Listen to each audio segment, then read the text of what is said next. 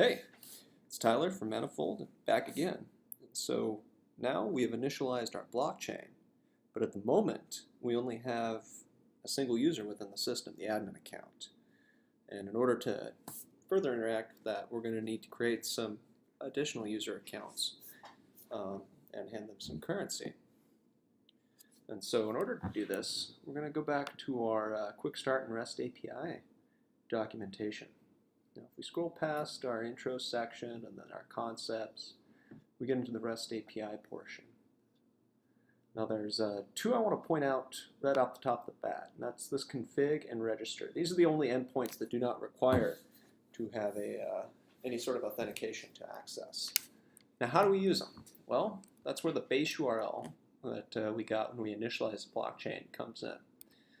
So what we'll do, we'll jump back into the terminal, and we'll go ahead and run the AWS Cloud Formation describe stacks command. And that's another way where we can get our base URL, which is right here. And so what I'm going to do, take this, copy to my clipboard, and we've got we could just use curl to call that REST interface directly, but I like to use Postman because it gives me a nice, pretty interface. We drop that in, and now if we go back to our URL, we're going to do this git config. All right. So I put config on the end of that. We're happy. All right. Send request back, and we can see that it returned our currency, which is test coin. User pool ID. This would be the Cognito user pool, which is what will be storing any users that we register, and the client ID associated with the request. Not much there, but it's useful for knowing what the currency is. And so instead of that, so config, cool. Now let's look at register. And one of the things we have to call out in this register is our username and password for the users we're going to create. So I'm going to copy the payload body to my clipboard, step back over here, and instead of a get, now it's going to be a post. Register, right? And that's post register, all right? And let's see, headers. All right, we want to do this at body to raw. Here we go. Text, JSON. Username. I'm going to use the very inventive username user1 with the very secure password user1pass. Alright, so we've built our request.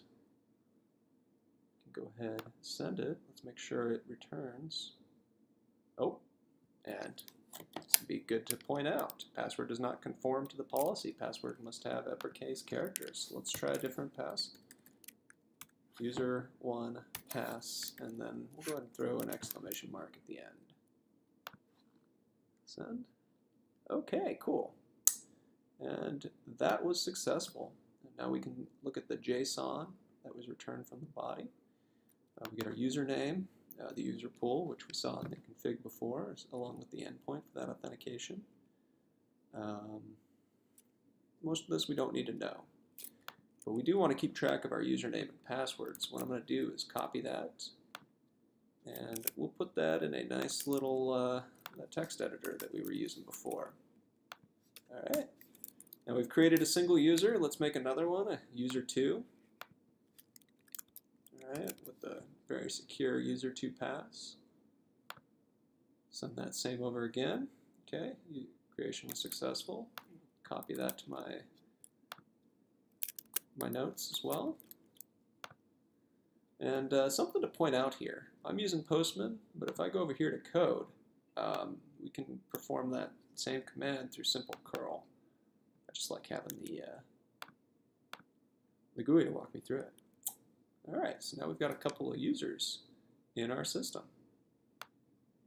So let's go ahead and use those newly created accounts to log into the system.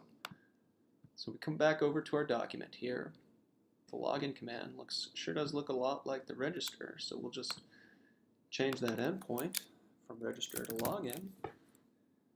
All right, send. Now if our login is correct, we should get our authentication token back. Now this is one I'm definitely going to want to save. Copy that, and then I'm going to put it down here, so we've got it for my user 2. All right, copy our user 1 data back over, and we'll log in for user 1 as well. Send. All right, we've got our login tokens for both. Okay, and so if we look at what comes back in that request, there's a few. We see an ID token, a refresh token, an access token. The important thing in this return set, though, is the JWT token associated with that ID token. The reason this is important is this is what's going to be used for authentication for subsequent commands. And so we've logged in with our 2 user accounts that we created, but a login for the administrator account is going to work the same way. And so let's go ahead and set that up right now. All right, got our JSON nice and happy. Submit that. All right, cool. We got our result back. We'll copy that into our notes as well. And so these tokens do actually expire after a certain amount of time. And that's not bad. All we got to do to get a new one is just send another login request. And so next thing I'd like to do is take some of the money that we created in our admin account and then send that to a user in the system that we created. And then in order to do that, we have to structure our transfer command. So if we scroll down in our, we need a from account, a to account, the currency, and then the amount to transfer. Well, before we can do that transfer, we have to get our accounts. And so that one's pretty straightforward. Get account. That's an authenticated command. So how do we do that? Well, that's where we have to adjust our header. And so here we see this authorization. The authorization is what we're going to copy this JWT token over to. And that's what's going to identify the subsequent command as coming from the admin. Okay, and so we're just going to take the authentication token that we returned from our admin account when we logged in, paste that into our authorization field. All right, we're going to do a get on the accounts endpoint. Now when we send, check this out. So we get our balance back, which is currently 10 billion. The ID, this is the account ID, and that's what we're going to need to conduct that transfer, the from and the owner ID, which is the user ID for admin. But let's just take that line.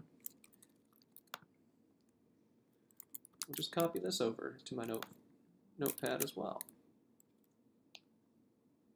Don't really care about the rest of this since we're not going to need to use that again. Paste that in. All right, now let's get the account for user 1. The way we'll do that, exact same request. We just used our the user 1 token. Paste that into our authentication field. Hit send. Beautiful. Balance is 0, but we've got our ID, and that should be everything we need to build our transfer command now. Okay. Paste that there. Okay. And so let's go back into here. Post, transfer. We're going to copy our JSON body over. All right.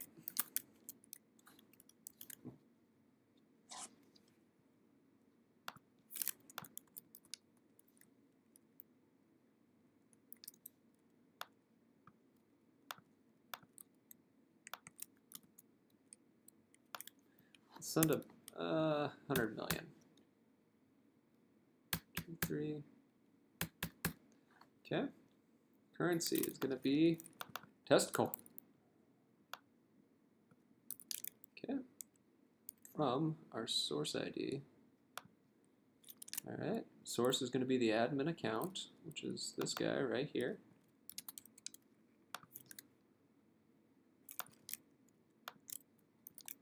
Destination account going to be our user account, which is right here.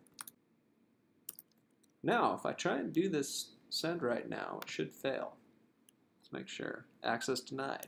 Reason being is because I did not update my token to use the admin token. So we'll do that right now. Got to make sure the user has proper authority. Headers. Paste that in. Same command, send. Bam. That's what we like to see.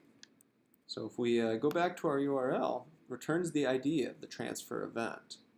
Excellent. So, post was accepted. Let's do a get on our account. Accounts. Alright, we're still using the admin one. I expect to see that decremented. Oh look, down 100 million. And if I were to change my token back to use the user1 token, right here,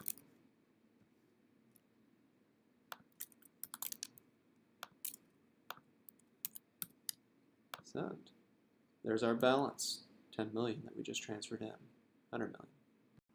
And so that's how we transfer funds, currency that we created inside our blockchain between accounts. But that's by no means the only thing that we can do.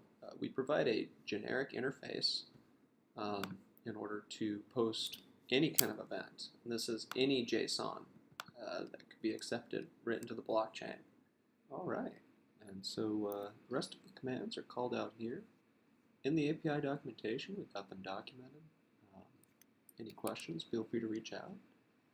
And contact me directly at support@manifoldtechnology.com. Thanks.